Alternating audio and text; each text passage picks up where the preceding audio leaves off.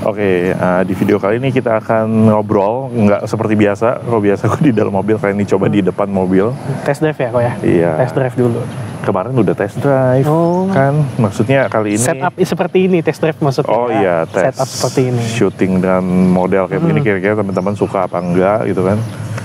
Dengan, ya ini, jadi kita model konsep videonya kali ini ngobrol-ngobrol ya sama owner mobil EV. Masih ya, kita kayaknya passionnya mau ngobrolin EV aja. Ini Alan yang kemarin kita sempat coba. Halo semua teman-teman. Ioniq 5-nya, ya kan. Terus, ya berarti pertanyaannya seputar Ioniq 5 gitu kan. Oke. Karena mungkin banyak orang kadang ngelihat mobil EV banyak beredar gitu kan. Ya. Ioniq 5 ini kan termasuk salah satu yang premium ya dibanding banyak mobil EV lainnya ya. Hitungannya boleh dibilang premium lah. Walaupun sekarang udah mulai banyak di jalan sekarang. Sekarang lumayan banyak. Udah banyak-banyak. Harganya juga turunnya lumayan, makanya mungkin orang bisa beli di secondnya sekarang kan. Terus ada join komunitasnya juga. Iya, ada join komunitas juga. Iya. Terus kalau premium mungkin orang mikirnya kayak Tesla gitu kan, 1M. Cuma itu kan nggak official ya masuk sini ya. Iya, tidak ada ATPM resminya lah. Nggak ada ATPM resmi. Nah kalau Ioniq 5 ini dari Hyundai sendiri, dan dia udah dijual di banyak negara ya. Iya, banyak negara. Dan ini pabrikannya lokal juga kan? Ini justru rakitan lokal. Rakitan lokal. Diperakitkan lokal. Harganya ada kayak subsidinya gitu ya dari pemerintah. Iya, dari subsidi pemerintah juga mungkin harganya, kalau di luar negeri sih Ioniq Indonesia paling murah lah kalau istilahnya gitu. Mungkin juga speknya Indonesia kan, dalam Ioniq 5-nya kan tidak ada model AWD-nya. Jadi all wheel drive-nya nggak ada kan. Sedangkan yang di Indonesia aja itu cuman rear wheel drive aja. Ini pertanyaan gue ya buat orang temen-temen yang pakai Ioniq 5 ya. Dia kan harganya cukup premium di harga 800-an gitu. Yap. Sementara kalau bicara mobil ini kayak 4 penumpang lah ya bilangnya. 4 penumpang. Kan ada banyak alternatif yang mungkin lebih murah gitu ya. Oke lah, mungkin dari sisi kenyamanan dan sebagainya dia memang lebih bagus. Cuma apakah worth it gitu loh maksudnya. Dengan selisih harga yang sekian, kenapa sih pilihnya Ioniq 5 gitu? Waktu awal beli nih kok ya, cerita aja dulu di tahun 2023 itu nggak ada banyak pilihan. Pilihannya cuma Ioniq 5, Kona, Kona, terus atau REV. Kona pun Hyundai juga ya? Iya, Kona pun Hyundai. Waktu itu tapi Kona pun katanya udah di-discontinue karena mau ganti model. Jadinya di-discontinue, pilihannya yang ibarat cuman Ioniq 5 atau REV. Atau sorry. Dulu waktu itu ada MG4EV. Ada MG4EV juga. Waktu itu gue udah riset juga sih. Waktu itu pilihannya antara MG4EV, Ioniq 5 atau REV. Jadi pilihnya Ioniq 5 karena pikir bangku baris 2-nya sih yang gue lihat itu, wow, lega banget. Lega banget. Jadi gue pikir udahlah ini aja lah. Dia Indonesia mulai official masuk EV itu tahun berapa, tau gak sih? Tahun berapa sih? Kurang tahu. Ya? Cuma sebenarnya dulu, gue lupa ya ada mereknya apa. Dulu bahkan Indonesia dulu bikin EV Sport. EV tapi modelnya sport, tapi lokal punya. Yang ada Haniskan itu. Iya. Cuma maksud gue yang mungkin maksud gue mass production lah ya. Iya, kalau untuk mass production apa dari REV ya? Pelopor ya? Sebelum itu kayak ada ya? Dulu pertama kali yang masukin yang setahu gue kok ya. Dulu namanya Ioniq sama Kona, dah gitu doang. Itu Hyundai ya? Hyundai pertama, pelopor yang walaupun sebenarnya Tesla juga udah masuk sih. BMW E-Series juga sebelumnya ada. Setelah. Tapi itu nggak bisa dibilang mass production gitu. Itu nggak banyak yang punya lah. Iya, nggak banyak yang punya. Dan itu pun dari harganya wow sekali. Dari harga sih wow sekali. Tapi dia konsep EV-nya sama nggak sih dengan kebanyakan EV sekarang BMW i-Series itu? Nah, karena belum nyoba sih belum berani ngomong ya. Karena belum nyoba. Kayak cuman tinggal seri EV BMW doang yang gue belum coba. Sisanya udah pada nyoba. Kata-kata sih lebih ke Cina ya. EV Cina sih udah hampir banyak nyoba. Nah dibanding Tesla ini kan memang ini bisa dibilang orang yang tadi mungkin sempat consider nggak beli Tesla dulu. Waduh, waktu itu kan harganya di atas 1,5 komaan. Iya. Kayaknya waktu itu belum sanggup lah. Nggak pernah kepikiran ya? Nggak pernah kepikiran. Karena maksud gue biasa orang yang ngambil Ioniq ini mungkin orang yang tadi kepikiran pengen beli Tesla, Tapi karena harga Tesla itu sangat jauh gitu, jadi melihat mobil ini terkesan wah murah sekali gitu. Menurut orang-orang ya, Kalau orang orang-orang lain ya. Iya, kalau saya belum tentu, karena menurut saya juga ya lumayan lah. Nah itu kira-kira dengan harga premium sekian itu dibandingin dengan banyakkan mobil listrik lain yang mungkin masih bisa 300 atau 400 dengan 4 seat juga gitu ya. Kira-kira kelebihannya apa aja gitu kalau menurut lo? Yang bisa lo rekomendasikan atau kasih testimoni nih buat orang-orang yang, soalnya Ioniq 5 ini kan udah lama, beberapa tahun beredar gitu kan. Masih worth it nggak sih untuk orang-orang beli sekarang gitu sekarang ya? Susah juga sih kalau dibandinginnya kan udah sekarang mobil China kan makin kompetitif ya. Kompetitif. Gue jujur memang bilang mobil China sangat kompetitif. Belum lama sih gue nyoba dari Chery ya, J6 itu yang all-wheel drive, yang Omoda seri, bukan Omoda, Chery, tapi J6 yang kayak Jeep modelnya. Oh ya sih. Jeep tapi EV. Harga berapa itu? Itu 565. Itu paling yang long. Berapa baris ya itu? Dia itu cuma 2 baris. 2 baris dan bangku belakangnya lebih sempit ketimbang ini. Lebih sempit. Enak kok dibawanya. Enak. Terus dia juga kamera 360, jadi nggak kagok juga pertama kali bawa kan. Chargingnya juga CCS2, jadi kalau mau ngecas di mana-mana nggak puyeng lah.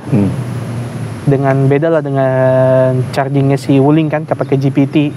Dan itu pun beberapa SPKLU kan GPT kan agak susah lah, nggak banyak. Terus dia baru menurut gua sih untuk EV-nya China sih bakal merajalela sih. Gue juga menyarankan kalau memang budgetnya sekian ya mendingan EV China. Buat orang yang mungkin lagi consider mau beli EV gitu ya? Iya, consider mau beli EV ya. Kalau bisa jangan Hyundai. Saya bukannya nggak mau menyarankan Hyundai, karena mesti coba dulu, baru tahu gitu loh. Jadi bisa dibilang lu kayak nyesel gitu dok?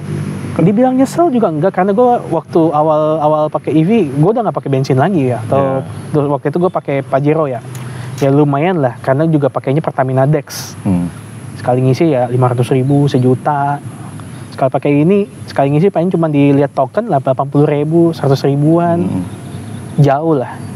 Ya tapi kan banyak alternatif mobil listrik lain tuh. Iya, kalau sekarang banyak. Kalau dulu kan nggak terlalu banyak. Kan gue kenapa gue bisa beli, kenapa beli ini, karena dulunya nggak banyak. Jadi kalau sekarang ditanya apa yang bisa direkomendasikan dari Ioniq 5, apa yang membuat orang gue merasa nyaman perlu beli Ioniq 5 daripada yang lain? Pertama, orang mesti nyoba dulu. Nyoba dulu rasanya, kenyamanannya seri EV-nya Hyundai. Apakah mobil EV lain yang lebih murah ada nggak bisa menyamakan? Adaptive Cruise Control-nya lebih enak ini. Adaptive Cruise Control-nya, terus dia bisa e-pedal yang cuman 1 kaki. Yang 1 kaki, jadi kalau mau ngerem jadi lepas gasnya pelan-pelan. Jadi nanti bisa berhenti total, jadi nggak usah pencet rem. Karena gue semenjak pakai ini, gue lebih sering pakai e-pedal. Gue jarang pakai yang nyekrem lagi. Oh, jadi kalau misalnya dilihat sekarang ada banyak kompetisi mobil-mobil merek lain, terutama EV Cina gitu ya. Dia juga kalau nggak salah ada turun harga ya katanya sekarang ya. Itu juga turun bukannya karena mungkin subsidi sih. Subsidi aja. Kecuali beli secondnya ya turunnya parah. Kayaknya memang Hyundai ini harus menyesuaikan harganya lagi gitu ya. Iya. Tapi kalau udah pernah nyoba Kona sih, Kona juga enak sih, Kona yang terbaru sekarang. Kona sih enak. Iya. Kalau seandainya lu bisa memilih sekarang ini, iya beli ya sekarang gitu, bukan dulu, lu pilih apa? Dengan mungkin waktu itu gue budgetnya sekitar 800 juta aja ya waktu itu, karena kan budgetnya anggapnya sama. Karena gue butuh 3 baris, gue mungkin beli ini nih, BYD M6. Walaupun harganya juga jauh banget ya. Karena gue pikir kan 3 baris. Jadi gue bisa, meskipun kenyamanannya berkurangin. Karena waktu itu kan dulu pikirnya itu lebih ke fungsional. Fungsional kan, terus efisiensi. Jadi gue nggak usah beli bensin, tinggal colok aja di rumah. Tiap hari gue jalan keluar, perjalanan gue kalau mau tahu itu 60 kilo per hari. Jadi gue pasti tiap hari jalan 60 kilo. Itu udah PP dari kantor sampai rumah. Macet-macetan lagi ya? Macet-macetan. Ya gue mungkin pilihnya kalau dengan nominal sekarang sih gue pasti kayaknya sih beli BYD M6. Iya, itu ya bisa beli 2. Iya, bisa beli 2, 400-an kalau nggak salah. Iya, Tapi kalau dengan budget 600-an mungkin kalau agak mau premium, nambah dikit palingan gue pasti rela-relain beli Denza. Denza ya, yang baru beredar. Yang baru. BYD. Mungkin DP-nya 700 juta, sisanya nyicil kan, biar murah. Berarti semuanya pasti akan akhirnya BYD juga ya pada akhirnya. Untuk sekarang ya, untuk sekarang ya. Di komunitas banyak kok yang punya Ioniq 5, punya Seal, BYD Seal. Terus ada yang juga yang baru belum lama di komunitas gue itu ada yang beli Denza. Udah punya Ioniq 5, beli lagi Denza. Yang banyak duitnya itu komunitas.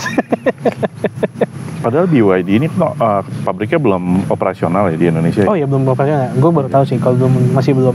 Maksudnya kalau nggak salah katanya kalau seandainya dia udah buka perakitan di sini harusnya harganya bisa lebih disubsidi lagi nggak sih? Harganya sekarang aja lumayan kompetitif. Iya, makanya berarti harusnya bisa lebih kompetitif lagi ya.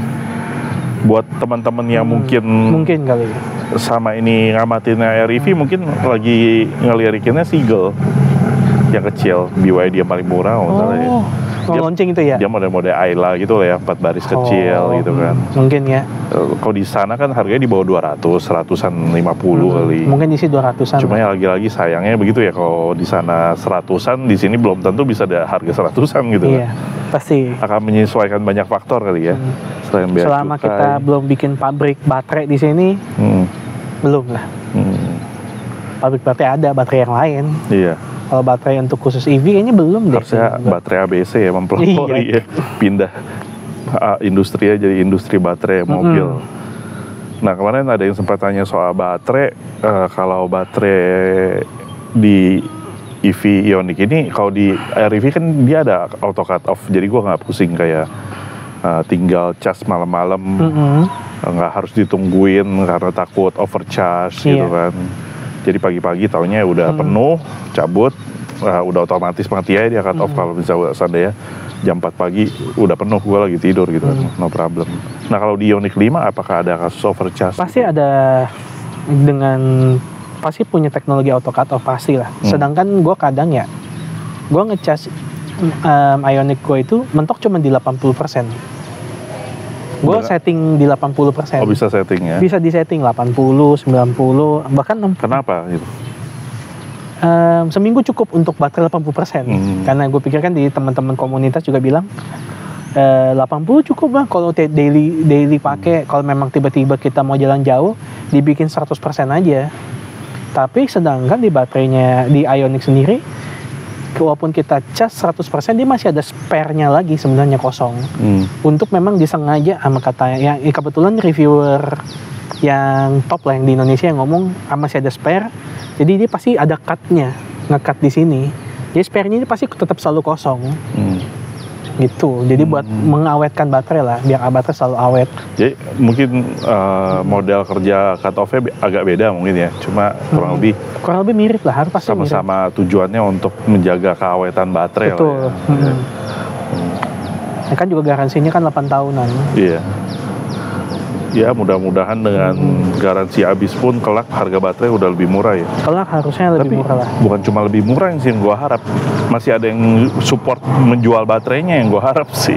Takutnya kayak 8 tahun, 10 tahun udah dianggap kayak mobil jadul, terus nggak ada yang mau jual spare part baterai EV-nya gitu, mungkin nggak ya? Kayak gitu kejadian. Kayaknya susah deh. Kita lihat Tesla aja udah dari kapan punya EV. Bahkan ada yang 8 tahunan, 10 tahunan lah baru penurunan performa baterainya lah. Ya anggapnya berarti sekitar tahun ke-12, tahun ke-13 baru ganti baterai. Sedangkan Tesla juga masih jual kok baterainya. Teslanya mereka masih jual, tapi rata-rata yang punya Tesla merasa rugi banget, gue beli baterainya mendingan gue bikin tambahin mesin bensin. Jadi banyak tuh di sono, di komunitasnya Tesla yang ada di US. Itu Teslanya kalau baterainya udah habis, udah rusak, diganti mesin mobil. Begitu. Iya. Oke, kalau teman-teman ada pertanyaan lain seputar Ioniq, mungkin boleh lempar di kolom komentar. Kita mungkin akan adain video lagi semacam ini, atau mungkin ada ide mau kita obrolin mobil EV lain yang mana gitu kan. boleh kasih juga ide di kolom komentar. Thank you Alan. Thank you. Sampai Thank you, jumpa di video lainnya. Siap. Thank you.